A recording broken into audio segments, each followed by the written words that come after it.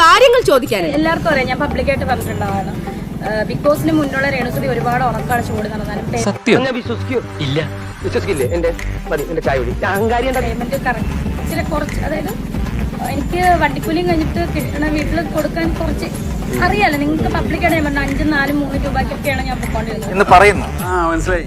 അതിൽ കുറച്ച് പൈസ കൂടുതൽ മേടിച്ചു അല്ലെ പറഞ്ഞു.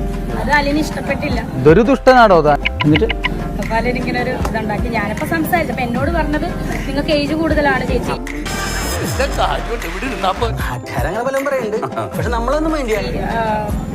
ചേച്ചി ഞാൻ ഇനി പ്രായം കുറഞ്ഞവരോട് അഭിനയിക്കത്തുള്ളൂ. അതാ നിന്റെ വിഷമം അല്ല.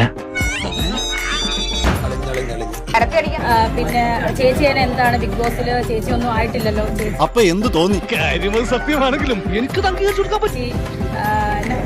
ടോപ്പ് 5 വന്നിട്ടില്ലല്ലോ. അങ്ങനെ ഇങ്ങനെയൊക്കെ പറഞ്ഞപ്പോ ഞാൻ അതിന് റിപ്ലൈ കൊടുത്താണ്. അങ്ങനെ പറഞ്ഞു. പിന്നീട് അലിൻ അത് പുറത്തു വിട്ടത്. അതിനകത്ത് എനിക്കൊരു തെറ്റായിട്ട് തോന്നി. എന്നെ 2 അടി അടിച്ചോ, പക്ഷെ ഞാൻ ഉള്ളത് പറയും. അത് നല്ല അടികൊള്ളാത്തതിന്റെ. ഞാൻ പോയിട്ട് നാളെ വരാം.